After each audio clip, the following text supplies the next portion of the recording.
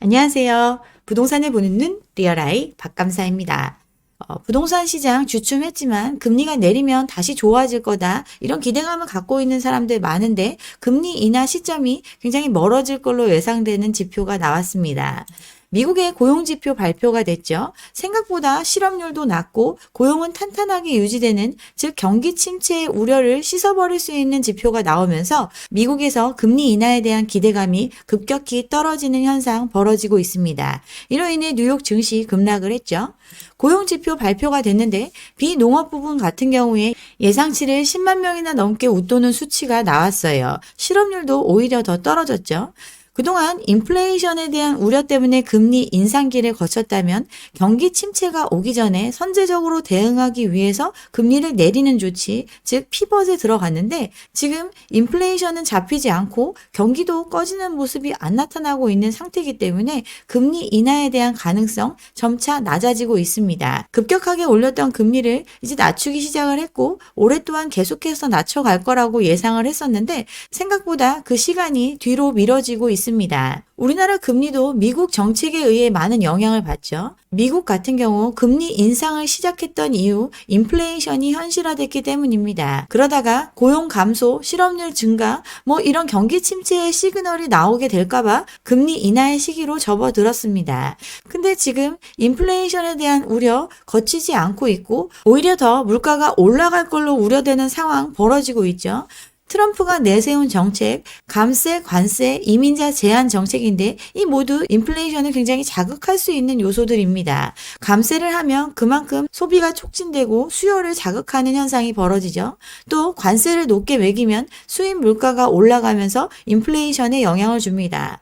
이민자 정책 또한 저임금의 노동을 더 이상 조달하기 어려워지는 환경, 즉 임금의 인플레로 이어질 수 있기 때문에 미국은 인플레이션에 대한 우려가 굉장히 큽니다. 근데 경기가 꺼질까봐 금리를 내리는 조치를 하고 있는데 경기가 꺼지지 않고 양호한 신호를 보이고 있으니 금리를 빨리 내릴 이유가 없어졌어요. 점도표상 내년까지 3%대까지 기준금리를 내리는 것 이렇게 예상을 했었는데 이 속도 지금 올해 한 번 내릴까 말까 이렇게 늘어진 상태입니다.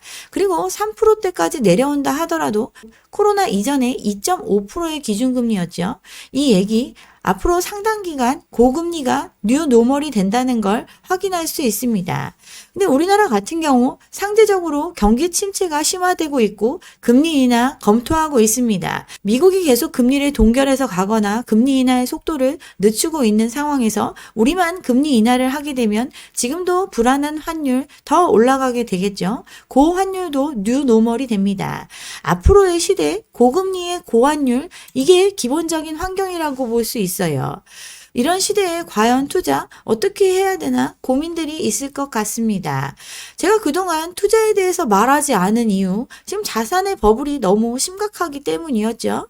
현금 보유, 즉 우리나라 돈 말고 달러, 이게 바로 투자라고 볼 수 있다고 그래서 달러 사라는 얘기도 했었는데 우리나라 아직도 버블이 꺼지지 않은 상태입니다. 가처분 소득 대비 가계부채는 미국의 2배 수준이고 전세 보증금 이런 민간 사금융까지 포함하면 이미 감당할 수 없는 빚을 지고 버블을 만들어 놓은 상태입니다. 그러니 이 자산에 대한 투자 쉽게 논할 수가 없었어요. 앞으로 시장 환경, 고금리의 고환율이 뉴노멀이 되는 이런 상황이 됐으니 이제 거품이 거치고 투자를 논할 수 있는 시기가 점점 다가오고 있습니다. 투자의 핵심, 바로 싸게 사는 데 있습니다. 부동산 시장, 그 상품별로 가격의 조정 시기 거쳐가고 있습니다. 이제는 부동산 시장을 세분화해서 바라볼 필요가 있어요. 거품이 아직도 꺼지지 않은 곳은 섣불리 투자에 나서서는 안 되고 그나마 많이 거쳐진 곳은 투자를 고려해 봐도 되는 시기가 왔습니다. 아직도 부동산에 대한 기대감이 큰 시장이기 때문에 심리적인 이연 효과로 인해서 아직 호가가 많이 떨어지지 않은 상태입니다. 그러니 공개적인 매각 절차인 경매에 대한 관심도 가질 필요가 있어요. 부동산을 파악하는 핵심이라고 볼 수 있습니다. 지금 자산 가격 많이 조정을 겪고 있지만 아직은 관망해야 하는 시장도 있습니다. 영끌이 한참이던 시기에 최고점을 찍었던 노도강, 즉 2, 3억씩 빠졌다 이런 기사 나오고 있죠. 21년 최고가 5억 5천을 찍었던 아파트 3억대에 팔렸습니다. 30%가량 하락한 가격으로 팔렸는데 원래는 4억에 팔려고 나왔던 매물인데 집주인이 이자 부담이 어려워서 급매로 거래한 케이스라고 이 거래에 대해서 공인중개업소에서 설명을 했죠. 어쨌든 고가 대비해서 30% 정도 하락한 가격 나타나고 있는 시장, 이제 시작이 됐습니다. 그렇지만 아직도 19년도 이때 가격보다는 높은 수준이죠. 조금 더 지켜볼 필요가 있습니다. 기사에 나온 단지 5억 5천에서 3억 8천으로 떨어졌지만 그래프에서 보는 것처럼 급격하게 올라간 시장보다는 아직도 1억 정도 높은 상태입니다. 아직 아파트 같은 경우는 거품이 완전히 꺼지지 않은 상태입니다. 담보가치가 떨어지고 있는 상황이니 전세나 이런 것들에 대한 기피 현상이 생겨나고 예전에 깡통이 아닌 집도 이제 깡통이 되고 전세 사기 이런 문제가 커지고 있습니다. 담보가치가 떨어지면 시장의 전세 수요 줄어들 수밖에 없습니다. 담보가치 하락이 월세화를 더 부추긴다고 볼 수 있어요. 어쨌든 사람들 빚을 너무 많이 냈고 이로 인해 파산 역대급 수치를 보이고 있습니다. 견디지 못하는 영끌들 강제로 경매에 내몰리고 있는 것도 2013년 경기가 가장 침체됐던 시기보다 더 많은 수치로 나타나고 있어요. 또 새로 지어지는 집들도 안 팔리고 있죠. 악성 미분양은 쌓이고 있고 중견 건설사들 하루가 멀다 하게 무너지는 얘기 나오고 있습니다. 결국 이제 앞으로 아파트 할인 분양 속출할 거고 그로 인한 자산 가격의 조정 더 일어날 수밖에 없습니다. 미분양 쌓여가고 있고 건설사 흔들린다 많이 기사를 통해서 접하고 있죠. 최근에 법정관리 신청한 거 신동아 건설인데 여기 같은 경우 진행되던 사업장들 여러 개 미분양 되면서 자금난을 이기지 못하고 법정관리에 들어갔습니다.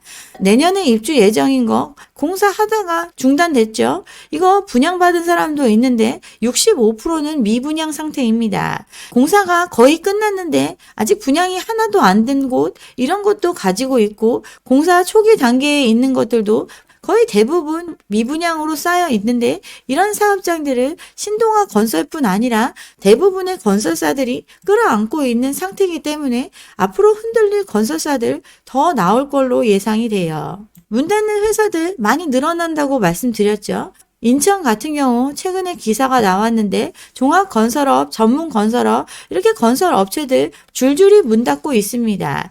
22년도에 26개가 문을 닫았는데 작년에는 74개가 폐업할 정도로 3배 가까이 문 닫는 회사들이 늘어나고 있는 것 건설업 전반에 펼쳐져 있는 현실이죠. 이거 작년 중반쯤 나왔던 얘기인데 이런 상황이 점점 더 많아지고 있습니다. 건설업체가 파산하면 아파트를 짓지 못하는 거죠. 근데 이 아파트 미리 팔았습니다. 이미 돈은 냈는데 집은 예정된 시점에 받지 못합니다. 이런 것 때문에 분양 포기하고 환급 신청하고 이에 대한 보증을 서줬던 허구까지 휘청이는 현상 작년부터 계속해서 이어지고 있는 상황입니다. 부동산이 한참 뜨거웠던 시기에는 분양보증 사고 이런 거 벌어지지 않았는데 돈줄이 막히면서 어려워진 건설사들 계속 늘어나고 사고가 발생하고 있어요. 23년도 신일이 법정관리 신청했고 대우산업개발 여기도 회생 절차에 들어갔죠. 대우해양조선건설 여기도 회생 절차 들어갔고 한국건설, 거송종합 여기도 법정관리에 돌입하는 등 정말 늘 작년부터 무너지고 있었고 올해부터는 더 큰 규모의 건설사들도 위험한 상황이 이어지고 있습니다. 전국적으로 건설업 폐업은 최근 10년 사이에 최고치를 기록하고 있고 수도권도 많이 늘어났지만 지방은 훨씬 더 많이 증가를 했습니다. 대신 보증서 주는 역할 정부가 책임지고 있었죠. 이 허구도 재무 건전성 악화에 시달리고 있습니다. 이처럼 부동산 시장 자체가 안 좋아지고 있는 상황이고 그런 상황이 이어지면서 아직 거품이 낀 아파트 가격 더 내려갈 여지가 있어요. 그럼 어떤 걸 투자해야 되나? 이제 고민이 됩니다. 아파트 아직 때가 아니고 상가 같은 경우는 거의 가망이 없죠. 상가 같은 경우는 가격이 많이 내려왔더라도 정말 신중해야 합니다. 지금 초고령화의 저출산, 절대적인 소비자가 줄어들고 있는 시장이죠. 여기에 온라인을 통한 거래가 훨씬 많은 시장입니다. 이로 인해서 신세계, 롯데, 유통기업인 이런 회사들도 어려움을 겪고 있죠. 또 관련 계열사들, 건설사에서 벌어진 문제들 이 부분까지 책임지느라 여력이 없을 만큼 지금 상가를 계속해서 채워줄 임차인들 또한 사라진 시장인데 계속 공급은 이어지고 있는 시장입니다. 그러니 끝이 보이지 않고 아무리 가격이 조정됐다 하더라도 이게 계속해서 공실로 유지될 가능성이 높기 때문에 이런 상가에 대한 투자는 지금 고려해서는 안 됩니다. 신세계 얘기 잠깐 해보면 건설사의 문제를 결국 모회사가 끌어안기로 했죠. 신세계건설 3년째 적자를 보이고 있었는데 이번에 상폐 후에 이마트에 흡수됩니다. 지난해 3분기에 500억이 넘게 적자를 보였고 누적 손실액만 1000억이 넘습니다. 돈은 빌려서 썼죠. 6,500억 연구체 자금, 이자만 1년에 460억씩 부담해야 되는데 이거 이제 이마트의 부채로 남게 됩니다. 3년 가까이 적자를 본 이유 그동안 벌여온 사업들이 잘 안 되기 때문이죠. 근데 앞으로도 좋아지기 어렵습니다.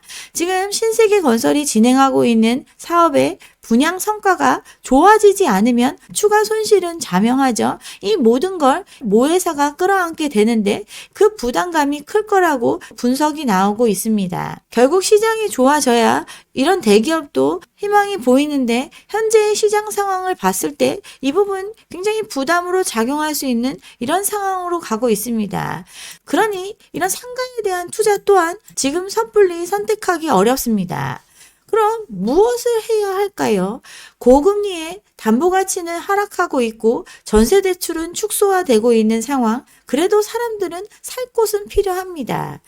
1인 가구 늘어나고 결국 주거비로 부담할 수 있는 금액 또한 정해져 있습니다. 그러면 그런 물건 중에서 어느 정도 거품이 빠진 물건에 대한 투자 이제는 고려해 볼 수 있어요. 그 대표적인 게 연식은 좀 지났지만 꾸준한 임대 수요를 가질 수 있는 구축 오피스텔입니다. 오피스텔 가격 계속 떨어지고 있죠. 공급이 워낙 많이 이루어졌습니다. 그리고 이 오피스텔 분양받은 사람들 저금리를 활용해가지고 일단 끌어안았는데 이 사람들 이자 감당이 안 되고 계속 유지해봤자 시세는 떨어지고 있으니 견디지 못하고 매물로 쏟아내고 그러면서 분양가보다 낮은 수준으로 가격은 떨어지고 있어요. 전세금에 대한 보증이나 대출에 대한 규제가 강화되면서 이걸 전세로 돌려가지고 메꾸기도 쉽지 않죠. 그러니 털어내자 매물은 쌓여가는데 사주는 사람들은 적극적이지 않습니다. 가격은 떨어지고 있지만 임대료 수준은 낮아지지 않고 있으니 수익률이 일정 부분 투자해도 괜찮은 상황까지 온 것들 이제 찾아볼 수 있습니다. 주거비용 월세화가 빠르게 진행되면서 기존 수준 내지는 그거보다 몇만 원씩 올라가는 현상 지금 벌어지고 있으니 투자에 대한 것 고민해 볼 수 있어요. 제가 원래 투자 얘기 잘 안 하는데 이런 영상을 하는 이유 저도 이런 거 할 줄 안다는 거 보여드리려고 하고 있습니다. 물론 그렇다고 이걸 사라고 말씀드리는 건 절대 아니고 이런 기준을 가지고 본인의 상황에 맞춰서 고민해 볼 수 있는 것 소개하려고 말씀드리고 있어요. 여기 하남의 미사역 인근에 공급된 오피스텔들입니다. 5호선이죠. 서울 접근성 나쁘지 않고 공급도 많이 되어 있어서 이 부분에 임대 수요 꾸준합니다.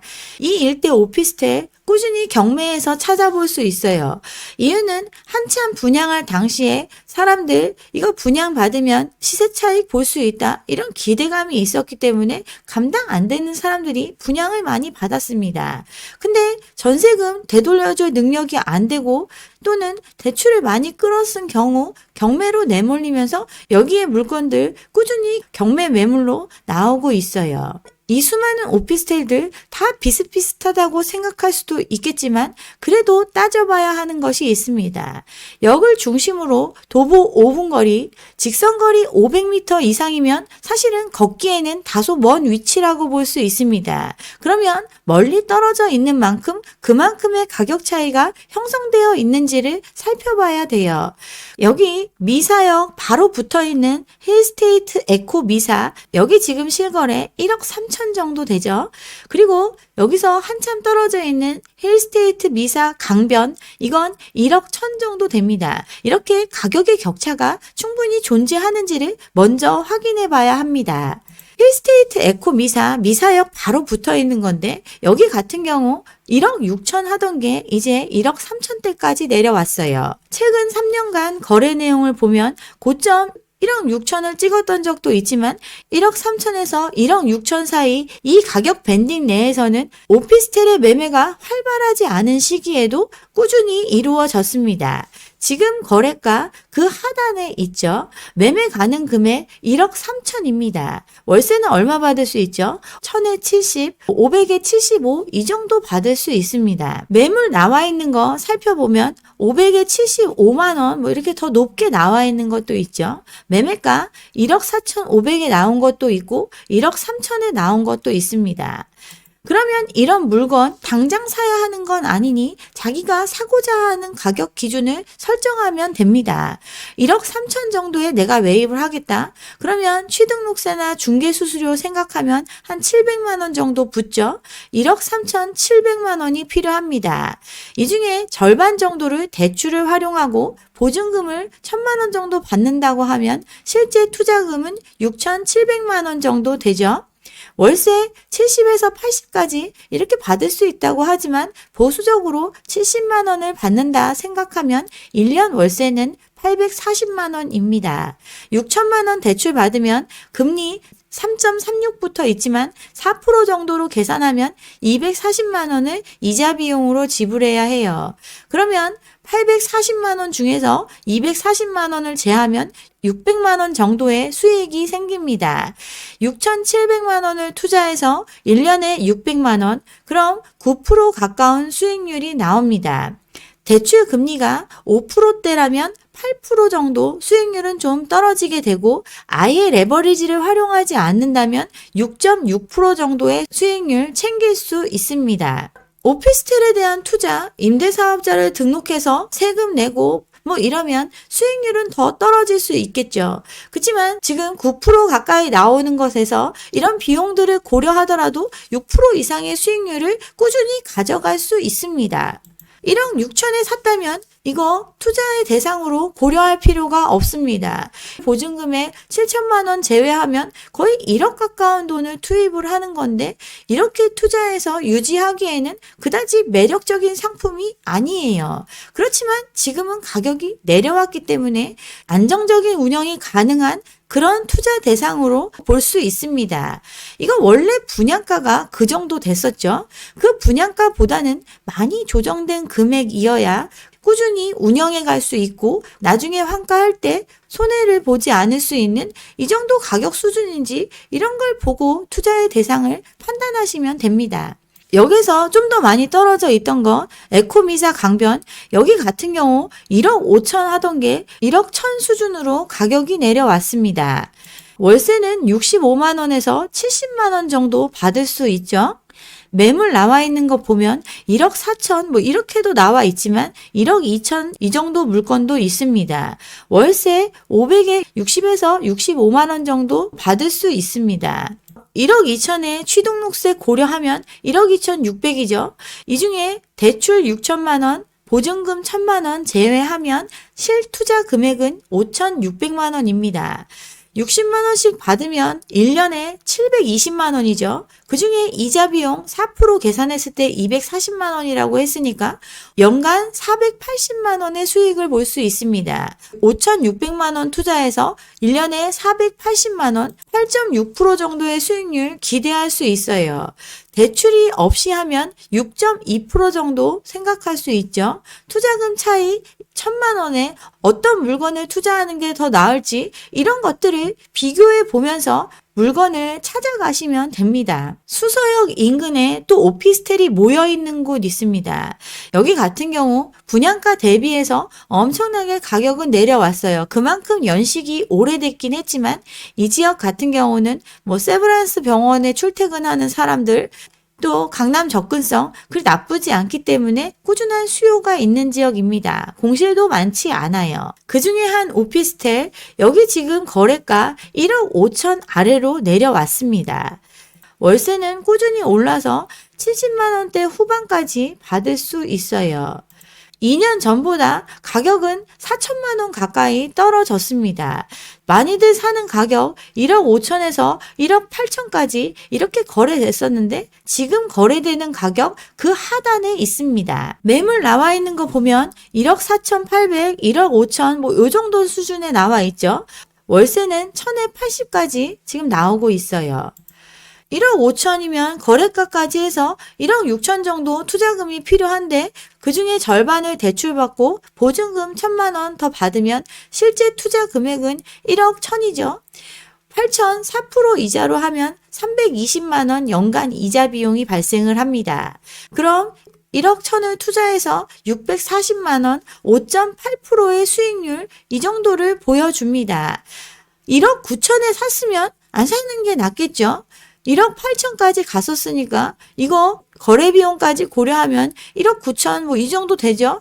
이때 샀으면 안 사는 게 낫죠. 그렇지만 지금은 하단에 몰려있는 상황이기 때문에 안정적이고 꾸준한 임대 수익을 추구하는 사람이라면 고민해 볼 수 있는 물건입니다. 더 작은 돈으로도 찾아볼 수 있습니다. 서울 외의 지역의 오피스텔 이런 거 고려할 때 몰려있지 않으면 무조건 역에 가까이 붙어 있어야 합니다. 그래서 지금 개발된 것도 그런 식으로 개발이 많이 이루어지긴 했어요. 송도의 센트럴파크역 근처에 있는 한 오피스텔 지금 1억 3천 정도 합니다. 여기 같은 경우 1억 6천 하던 게 지금 1억 3천까지 내려온 거죠. 월세 3천에 50만 원 받을 수 있습니다. 제가 아까 말씀드렸던 것처럼 거주 비용으로 부담할 수 있는 금액은 한계가 있어요. 그러다 보니까 이렇게 좀 멀리 나오게 되면 보증금을 좀 높이더라도 월세 같은 경우는 크게 높게 받기 어려워요. 월세 500에 65만 원 내지는 3천에 50 이렇게 받을 수 있습니다. 방매는 1억 4, 5천에 됐지만 거래되는 거 그보다 낮춰야 거래가 될 수 있었죠. 그럼 거래 비용까지 해서 1억 4천 정도에 매입한다 가정하면 1억 4천에 절반 정도 대출 받고 그럼 연간 이자 280만 원 정도 되죠. 보증금 3천만 원 빼면 4천만 원으로 투자할 수 있습니다. 3천에 50만 원 정도 받을 수 있다고 하니까 이렇게 투자금을 줄여서도 가능하죠. 1년에 600만 원이고 280만 원 이자를 내고 나면 320만 원 남습니다. 4천만 원 투자해서 320만 원 8%의 수익률 가질 수 있어요. 그렇지만 3천만 원도 나중에 내어줘야 되는 돈이고 7천만 원도 대출로 갚아야 하는 돈이니까 이런 것들을 고려해서 투자에 대한 결정을 하시면 됩니다. 수임 분당선 월곤역 여기 같은 경우 4,200만 원짜리도 있습니다. 이거 최근 거래가 4천만 원대 계속 거래되고 있죠. 5,200, 하던 거에서 1,000만 원 정도 빠졌습니다. 월세는 30만 원에서 33만 원 이 정도는 꾸준히 받을 수가 있네요. 매물 나와 있는 거 보면 4,100만 원, 4천만 원대에 살 수 있고 월세 30만 원에서 많게는 50만 원까지 나와 있지만 뭐 체결되는 거 보면 30에서 33만 원 정도 생각하면 되겠죠. 이런 물건 절반 정도 대출 받으면 2천만 원 대출 받고 보증금 300만 원 빼면 실투자금 2천만 원입니다. 2천만 원 투자해서 280만 원 14%의 수익률입니다. 월 23만 원씩 임대 수익을 챙길 수 있어요. 물론 이런 물건들 투자금도 적고 수익률도 높지만 과연 잘 팔릴 수 있을까? 이런 부분들을 반드시 체크해야 합니다. 실거래가 찍힌 빈도들 살펴보고 실제 부동산에 가서 공실률은 어떤지, 임대는 잘 나가는지, 또 내가 보유하다 팔 때 어느 정도 수요가 있는 시장인지 이런 것들은 세세하게 확인해 보고 의사결정을 하시면 되겠죠. 잠실의 방이동 여기 모텔촌이었는데 여기 대부분이 오피스텔로 거듭났습니다. 수많은 오피스텔이 모여 있고 나중에 분양하는 물건일수록 분양 가격은 높아졌어요. 이 중에 이 표시된 단지 여기 같은 경우 1억 9천에서 2억 3천 정도의 분양을 했었고 프리미엄이 붙었다 뭐 이런 얘기 했지만 결국 다시 분양가 수준 이하로 떨어지고 있습니다. 월세는 1,000에 85만 원에서 115만 원 이 정도 수준 받고 있죠. 여기 보면 보증금 2억 뭐 이렇게 되는 것들, 시세 차익을 노리고 분양받은 사람들 자금을 전세금 쪽으로 받아놓고 그냥 유지하고 있는 이런 거래들이라고 볼 수 있어요. 분양가 수준의 매도 호가를 보이고 있지만 그거보다 약간 빠진 정도, 요 정도에 매수할 수 있고, 월세는 천에 95만 원, 요 정도가 일반적입니다. 이런 물건 투자하면 투자금 자체가 1억 1천이나 되죠. 대출금도 1억 1천입니다. 대출금 1억 넘게 끼고 이걸 투자해도 6% 정도밖에 수익률이 안 됩니다. 만약에 대출 이자가 5%대라면 5%대의 수익률, 그러면 오피스텔을 보유함으로써 발생하는 세금, 또 중간중간에 월세 주고 중개수수료 주고 뭐 이런 비용들까지 고려하면 그다지 매력적인 투자 대상은 아니에요. 이런 것들을 다방면으로 고려해서 어떤 본인에게 맞는 투자 의사 결정을 하시면 됩니다. 지금 제가 물건을 찍어드리는 게 절대 아니에요. 그렇지만 오피스텔 같은 경우 거래가 많이 줄어들었고 올라간 가격 대비해서 조정이 많이 이루어졌기 때문에 한번 관심을 가져볼 필요가 있다, 이런 말씀을 드리고 있습니다. 소형주택에 대한 감세 혜택, 임대사업자 혜택 뭐 이런 것들 하면서 분양을 촉진하고 이런 거 하고 있죠. 그렇지만 신축 분양 같은 경우는 너무 비싸고 그 분양가가 심지어 최고가일 가능성이 매우 높습니다. 그렇지만 상대적으로 위치가 좋고 임대 수요가 꾸준하지만 조금은 연식이 된 오피스텔, 이런 것들은 거래가 안 되고 가격이 떨어져 있으니 투자의 대상으로 고민해 볼 수 있습니다. 1인 가구 수요 여전히 많이 존재하고 주거비로 감당할 수 있는 수준, 이 정도의 임대료를 꾸준히 유지하고 있는 지역, 또 여기에 바짝 붙어 있어서 이동이 편리한 이런저런 조건을 갖추고 있고 건물의 관리 상태, 이런 것들 준수한 곳들, 수익률 8% 이상짜리 물건들 지금 이 시장에 수두룩합니다. 시세 차익 이런 건 보장할 수 없습니다. 그렇지만 지금 거래되는 가격이 어찌 보면 과거의 거래가들을 종합해 보더라도 가장 낮은 수준을 보이고 있다면 최소한 환가할 때 큰 손해는 보지 않을 수 있는 이런 상황이기 때문에 말씀드리고 있어요. 월세 수준도 너무 높게 설정되어 있는 곳, 이런 건 권하지 않습니다. 1인 거주비를 고려할 때 그 가격 수준을 유지할 가능성이 높은 물건, 꾸준한 운영 수익이 가능한 물건에 소액으로 투자해 보는 것 추천드려요. 7, 8년 월세 모으면 그 빌린 돈 다 갚을 수 있고 오롯이 내 것이 되고 그 이후에는 꾸준한 임대 수익을 줄 수 있다. 이런 투자라면 검토해 볼 만하지 않나요? 그렇지만 아직 아파트나 상가 떨어졌다 하지만 아직도 그 가치에 비해서는 고가일 수 있어서 이런 건 지금 권하지 않습니다. 지금 역대급 부채 상황이기 때문에 돈이 없고 돈을 필요로 하는 사람들은 물건을 쏟아내고 있습니다. 골라서 무언가 투자해 볼 수 있는 시간이 왔어요. 아직 시장의 기대가 완벽하게 꺼진 게 아니기 때문에 거품이 여전히 존재하는 시장, 이런 시장 관망하면서 현금을 활용할 투자 대상을 찾는 것 이제부터 시작해야 합니다. 아파트 같은 경우 내가 감당할 수 있고 가치가 떨어지지 않을 수 있는 곳, 이런 곳들을 사보려 해야겠죠. 수익형 부동산들, 급하게 나오는 것들, 밸류 애드해서 추가적인 이익을 창출할 수 있는 물건들, 이런 것들에 대해서 제대로 판단할 수 있는 기준 앞으로 마련해야 합니다. 이제 경매에 관한 이야기 많이 할 건데 결국 이 자산에 대한 투자 무조건 싸게 사는 것이 중요합니다. 천천히 시장을 살펴보는 것 우리가 해야 할 일입니다. 근데 제가 지금 투자하라고 뭐 강조하는 게 아니고 맨날 넌 떨어진다고 하고 투자 이런 건 얘기도 안 한다, 이런 말씀 하시는 분들이 있어서 오늘 준비한 내용이고 당장 지금 사라 이런 말씀 드리는 거 아니니까 오해하지 않으셨으면 좋겠습니다. 네, 여기까지 오늘 준비한 내용이고요. 오늘 제 영상이 좋았다면 좋아요와 구독 잊지 마시고 다음 영상도 함께 해주시기 바랍니다. 감사합니다.